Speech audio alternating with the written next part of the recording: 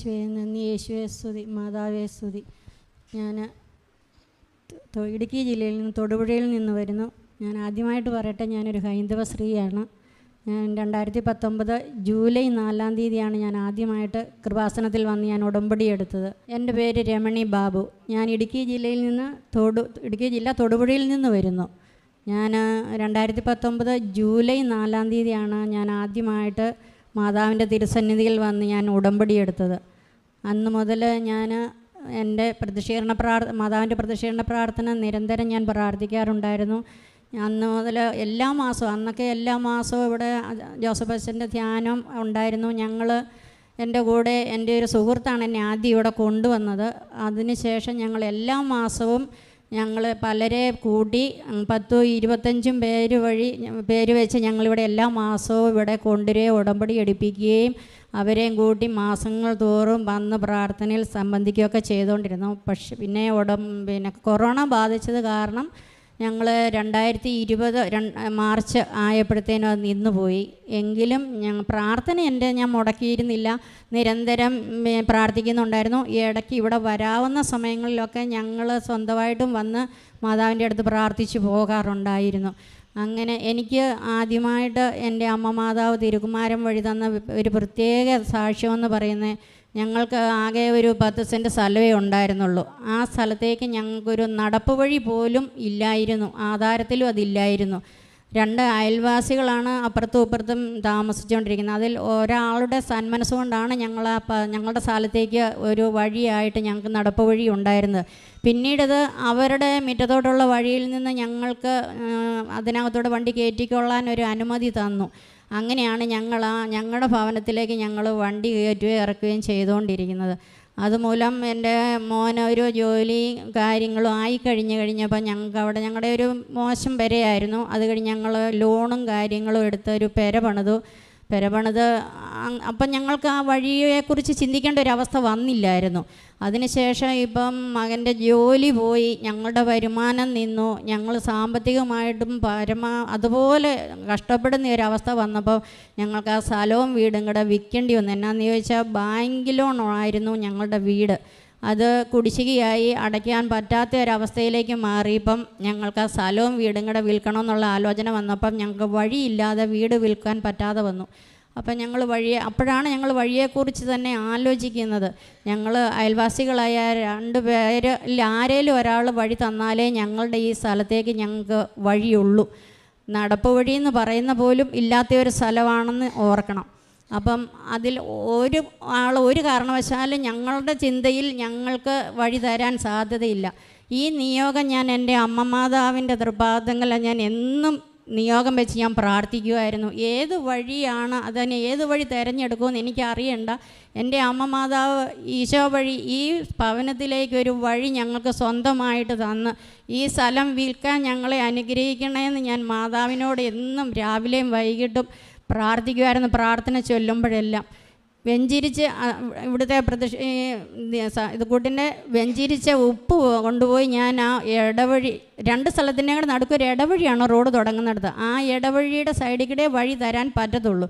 ഞാൻ ആ ഇടവഴിയിൽ വിശ്വാസപ്രമാണം ചൊല്ലി ഞാൻ ഈ ഉപ്പ് വിതറുമായിരുന്നു.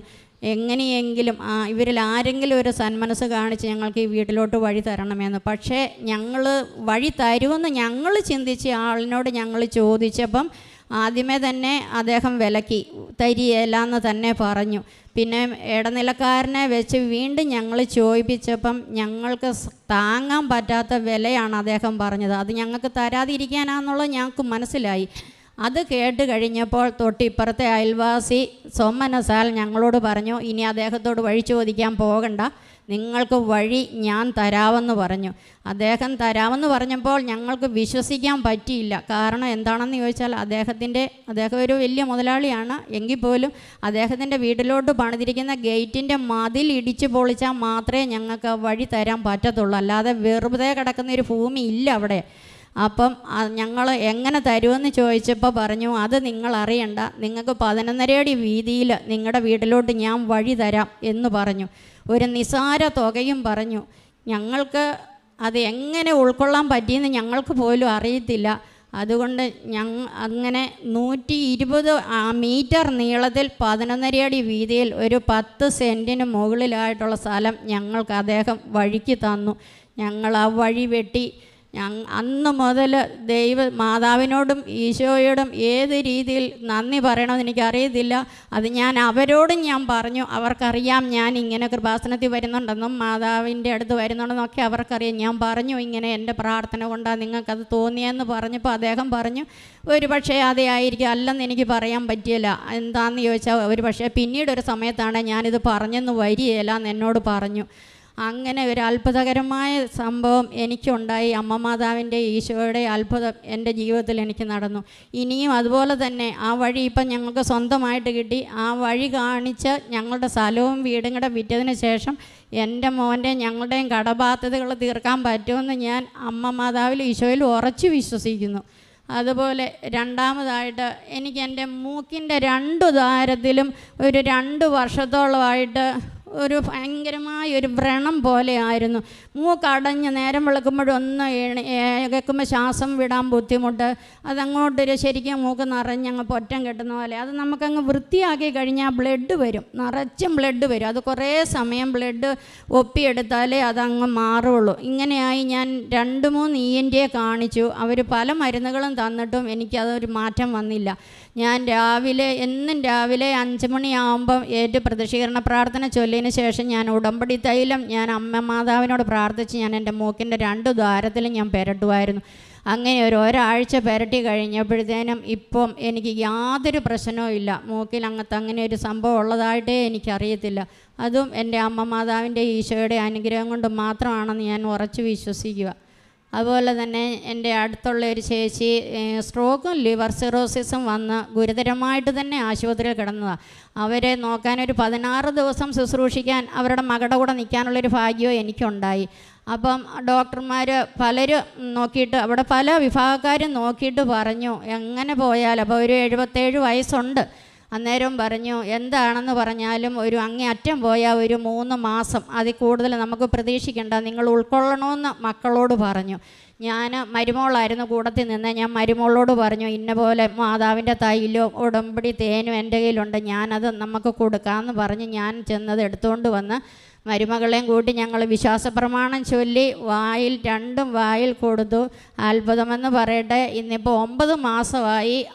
സ്വന്തം കാര്യത്തിന് എല്ലാ കാര്യത്തിനും ഭക്ഷണം കഴിക്കാനും ബാത്റൂമിൽ പോകാനും ഒക്കെ മുറിനേറ്റ് തിണ്ണവരും എല്ലാ കാര്യങ്ങളും നടത്തി നല്ല മിടുക്കത്തിയായിട്ടിരിക്കുന്നു. അത് ഞാൻ അടിയുറച്ച് വിശ്വസിക്കുന്നു. എൻ്റെ അമ്മ മാതാവ് ചെയ്തു തന്നെ അത്ഭുതമാണെന്ന് മാത്രം ഞാൻ വിശ്വസിക്കുന്നു. ഇതുപോലെ ചെറുതും വലുതും അത് മാത്രമല്ല, ഒരു കാര്യം കൂടെ, ഞാൻ അന്ന് ഉടമ്പടി എടുത്ത സമയത്തൊന്നും എനിക്ക് നല്ല രീതിയിൽ പ്രാർത്ഥിക്കാനുള്ള ഒരു സാഹചര്യം എൻ്റെ വീട്ടിലില്ലായിരുന്നു. എന്ന് വെച്ചാൽ എൻ്റെ ഭർത്താവ് അനുവദിക്കുമോ സമ്മതിക്കുമോ എന്നൊക്കെ എനിക്കൊരു ഭയങ്കര പേടിയുണ്ടായിരുന്നു. ഞാൻ രാവിലെ ആണെങ്കിലും വൈകുന്നേരം ആണെങ്കിലും ഭർത്താവ് വരുന്നതിന് മുമ്പായിട്ട് ഞാൻ ഓടിപ്പിടിച്ച്, എനിക്കറിയാമായിരുന്നു അത് നല്ല രീതിയിലുള്ള അല്ലെന്നെങ്കിലും ഞാൻ അന്ന് മാതാവിനോട് പ്രാർത്ഥിച്ചായിരുന്നു. എനിക്ക് സമാധാനത്തോടെ ഇരുന്ന് പ്രാർത്ഥിക്കാനൊരു അവസരം ഒരുക്കി തരണേ മാതാവേ എന്ന് ഞാൻ എന്നും മുട്ടിപ്പായിട്ട് പ്രാർത്ഥിക്കും, പേടിക്കാതെ. എന്നുവെച്ചാൽ പ്രാർത്ഥിച്ചുകൊണ്ടിരിക്കുന്ന കാണുമ്പം ആളിച്ചിരം മദ്യപിക്കുന്നൊക്കെ ഒരാളാണ്. അപ്പോൾ കയറി വരുമ്പോൾ എന്തെങ്കിലും ഒരു വഴക്ക് പറഞ്ഞാൽ എനിക്കത് താങ്ങാൻ പറ്റിയില്ല. അതുകൊണ്ട് എനിക്ക് സമാധാനത്തോടെ ഇരുന്ന് പ്രാർത്ഥിക്കാൻ ഒരവസരം തരണേ മാതാവേ എന്ന് ഞാൻ പ്രാർത്ഥിക്കുമായിരുന്നു. അങ്ങനെ ആ പ്രാർത്ഥനയുടെ ഫലമായിട്ട് എനിക്ക് 3 പ്രാവശ്യം അദ്ദേഹത്തെ എനിക്കിവിടെ കൊണ്ടുവരാൻ പറ്റി. കഴിഞ്ഞ 7-ാം തീയതി അദ്ദേഹത്തെയും കൂട്ടി വന്ന് അദ്ദേഹം ഈ കസേരയിലിരുന്ന് മണിക്കൂറുകളോളം ഇവിടുത്തെ പ്രാർത്ഥനയിൽ സംബന്ധിച്ചു. ഇപ്പോൾ എനിക്ക് ഒരു പേടിയില്ലാതെ അദ്ദേഹം വീട്ടിലുള്ളപ്പോഴും എനിക്ക് എൻ്റെ മാതാവിൻ്റെ അടുത്ത് തിരി കത്തിച്ചിരുന്ന് പ്രാർത്ഥിക്കാൻ പറ്റും എന്നൊരു വലിയൊരു അത്ഭുതം എൻ്റെ മാതാവ് ഈശോ വഴി എനിക്ക് തന്നു. ഇതുപോലെ ചെറുതും വലുതുമായി ഒത്തിരി കുഞ്ഞു വലുതുകളുമായ അനുഭവങ്ങൾ എൻ്റെ അമ്മ മാതാവ് എനിക്ക് ഒത്തിരി തന്നിട്ടുണ്ട്. ഞാൻ ഈ 7-ാം തീയതി വന്ന് ഞാൻ ഉടമ്പടി പുതുക്കി നിയോഗം വെച്ചിട്ടുണ്ട്. ഈ 6 നിയോഗങ്ങളും എനിക്ക് താമസമില്ലാതെ എൻ്റെ അമ്മ മാതാവ് തിരുകുമാരൻ വഴി സാധിച്ചു തരും ഞാൻ ഉറപ്പായി വിശ്വസിക്കുന്നു. യേശുവേ നന്ദി, മാതാവേ നന്ദി. ഈ അമ്മ ഹിന്ദുവാണെങ്കിലും കർത്താവ് എല്ലാവർക്കും സ്വന്തമാണ്, എല്ലാവരുടേതുമാണ്. കർത്താവ് ഏത് മതസ്ഥൻ ഇവിടെ വന്ന് പ്രാർത്ഥിച്ചാലും, ഏത് മതസ്ഥൻ വന്ന് ഇവിടെ ഉടമ്പടി എടുത്താലും കർത്താവ് ഒരിക്കലും അവരെ നിരാശയോടെ പറഞ്ഞു വിടാറില്ല. പരിശുദ്ധമ്മ ഒരിക്കലും അവരെ കൈവിടാറുമില്ല. പ്രത്യേകിച്ച് ഈ അമ്മ പറഞ്ഞ കാര്യങ്ങൾ ഞാൻ കേൾക്കുമ്പോൾ തന്നെ ഇത് അവിടെ ഇരുന്ന് പറയുന്നതിനൊക്കെ പറഞ്ഞപ്പോൾ അത്ര ഫീലിംഗ് ഇല്ല. പക്ഷേ ഇപ്പോൾ ഇവിടെ ഇരിക്കുമ്പോൾ എൻ്റെ കണ്ണ് നിറയുകയാണ്. കാരണം ഓരോ അനുഭവങ്ങളും നമ്മൾ പ്രതീക്ഷിക്കുന്നതിനേക്കാൾ കൂടുതൽ മനോഹരമായിട്ടാണ് പരിശുദ്ധമ്മയും ഈശോയും ഈ അമ്മയ്ക്ക് ചെയ്തു കൊടുത്തത്. 32 വർഷമായിട്ട് വഴിയുടെ, അതായത് ഇവർ വാങ്ങിച്ച സമയത്ത് ഇവർ വാങ്ങിച്ച സ്ഥലത്തേക്ക് പോകാനുള്ള വഴിയില്ല. അങ്ങനെ ഒരു അബദ്ധത്തിൽ വാങ്ങിയതാണ്. കാരണം അന്ന് ചിലപ്പോൾ പൈസ കുറഞ്ഞതുകൊണ്ടും ആ സ്ഥലം വാങ്ങിക്കുന്നത് കുഴപ്പമില്ലാതെ വാങ്ങിച്ചു.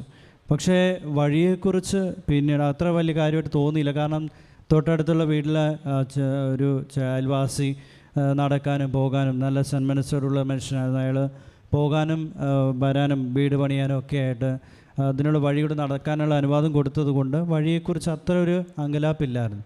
പക്ഷേ കടബാധ്യതയിലേക്ക് ഇത് കടന്നു പോയപ്പോഴാണ് വഴിയെക്കുറിച്ച് ഇവർ സീരിയസ് ആയിട്ട് ചിന്തിക്കാൻ തുടങ്ങിയത്.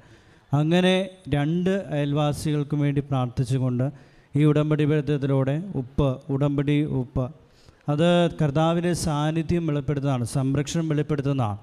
വിശ്വാസപ്രമാണം ചൊല്ലിക്കൊണ്ട് പ്രാർത്ഥിക്കുമ്പോൾ ഈശോയെ ഹൃദയത്തിൽ വിശ്വസിക്കുകയും അതിനും കൂടെ ഏറ്റുപറയുകയും ചെയ്യുകയാണ്. ഈശോയെ ഞാൻ വിശ്വസിക്കുന്നു, ഈശോ എനിക്കിത് ചെയ്തു തരും, ഈശോ അറിയാതെ എൻ്റെ ജീവിതമൊന്നും സംഭവിക്കില്ല എന്ന് നമ്മൾ വിശ്വാസത്തോടെ ഏറ്റുപറയാണ്. അങ്ങനെ ഏറ്റുപറയുമ്പോൾ, വിശ്വാസപ്രമാണം ഏറ്റുപറയുമ്പോൾ അവിടെ ഈശോ മഹത്വപ്പെടുന്നു. ഈശോ മഹത്വപ്പെടുത്തുന്നുണ്ടെങ്കിൽ, പ്രത്യേകിച്ച് മരിയൻ ഉടമ്പടി പാലിക്കുന്ന ഒരു വ്യക്തിയാണെങ്കിൽ ആ വ്യക്തിയെ സംബന്ധിച്ചിടത്തോളം ഈശോ സംപ്രീതനാണ് അയാളല്ലേ. അപ്പോൾ ഇവിടെ ഈ അമ്മ ഈ കാര്യം വെച്ചുകൊണ്ട് ഉപ്പ് വിതറി മുന്നോട്ട് പോയി. പക്ഷേ അത്ഭുതം, അവർ പ്രതീക്ഷിച്ചത് മറ്റേ അയൽവാസിയിൽ നിന്നാണ് സ്ഥലം. പക്ഷേ അത് താങ്ങാൻ പറ്റാത്തൊരു വില പറഞ്ഞു. പക്ഷേ ഈ സന്മനസ് കാട്ടിയ മനുഷ്യൻ തന്നെ 11.5, ഏകദേശം 10 സെൻറ്റോളം സ്ഥലം, 11.5 വീതിയിൽ, അതുപോലെ 120 നീളത്തിൽ വഴി അയാളുടെ മതിൽ പൊളിച്ച്, ഗേറ്റിൻ്റെ മതിൽ പൊളിച്ച് ഇവർക്ക് വീടിന് വഴി കൊടുത്തു. അതുമാത്രമല്ല പിന്നീട് തുടർന്ന് ഒത്തിരിയേറെ അനുഗ്രഹങ്ങൾ അവർക്ക് ലഭിച്ചു. 32 വർഷമായിട്ട് നടക്കാത്ത ഒരു കാര്യമാണ് ഉടമ്പടി ബന്ധത്തിലൂടെ അതിവേഗം പരിഹരിക്കപ്പെട്ടത്. അതുപോലെ 2 വർഷത്തോളമായിട്ട് മൂക്കിൻ്റെ 2 ദ്വാരത്തിലും അത് പൊട്ടുന്നൊരവസ്ഥ. പക്ഷെ ഉടമ്പടി തൈലം ഉപയോഗിച്ചപ്പോൾ കർത്താവിൻ്റെ സാന്നിധ്യമാണ് അത് വെളിപ്പെടുത്തുന്നത്, ഈശോയുടെ സാന്നിധ്യമാണ് അതിലുള്ളത്. ഈശോ നേരിട്ട് സ്പർശിക്കപ്പെടുന്ന അനുഭവമാണ് ഉടമ്പടി തൈലത്തിലുള്ളത്. അപ്പോൾ ആ ഉടമ്പടി തൈലം ഉപയോഗിച്ചപ്പോൾ അവിടെ ആ മൂക്കിലെ ആ ഒരു അസ്വസ്ഥത മാറി. പിന്നെ അതുപോലെ തന്നെ നമ്മളിലൂടെ മറ്റുള്ളവർക്ക് അനുഗ്രഹം ലഭിക്കുന്നു എന്നുള്ളതാണ് മരിയൻ ഉടമ്പടിയുടെ പ്രത്യേകത. നമ്മൾ മാത്രമല്ല അനുഗ്രഹിക്കപ്പെടുന്നത്, ഈ ഉടമ്പടി തൈലം നമ്മൾ ആർക്കൊക്കെ കൊണ്ടു കൊടുക്കുന്നു, അല്ലെങ്കിൽ വചനം പറയുന്നുവോ അവരും അനുഗ്രഹിക്കപ്പെടും. അതിനൊരു സാക്ഷ്യമാണ് നമ്മൾ പറഞ്ഞത്. അയൽവാസിയായ ചേച്ചി ലിവർ സിറോസിസ് മൂലം ഒത്തിരി സീരിയസ് ആയി, അവസാനം എല്ലാം ഡൗണായി, ഇനി ജീവിക്കത്തില്ല എന്ന് ഡോക്ടർ 3 മാസത്തിനുള്ളിൽ മരിക്കുമെന്ന് പറഞ്ഞിരുന്ന വിധി എഴുതിയ ആ ഒരു ചേച്ചി പിന്നീട് ഉടമ്പടി തൈലവും തേനും കൊടുത്തതിൻ്റെ ഫലമായിട്ട് ഇപ്പോൾ ഏകദേശം 8-9 മാസമായിട്ടും യാതൊരു കുഴപ്പമില്ലാതെ സ്വന്തമായിട്ട് കാര്യങ്ങൾ ചെയ്യാൻ പറ്റുന്ന വിധത്തിൽ മുന്നോട്ട് നടന്നു പോയിക്കൊണ്ടിരിക്കുന്നു.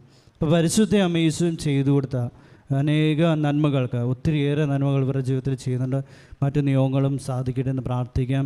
അമ്മ മാതാവശ്യം ചെയ്തു കൊടുത്ത ഈ അനന്തമായ അനുഗ്രഹങ്ങൾക്ക് നന്ദി പറഞ്ഞുകൊണ്ട് ദൈവത്തെ മഹത്വപ്പെടുത്തി കരമടിച്ച് അവിടുത്തെ ആരാധിക്കാം. ഈശോയെ നന്ദി, ഈശോ ആരാധന, ഈശോയെ മഹത്വം. അത്യപൂർവ ദൈവാൻ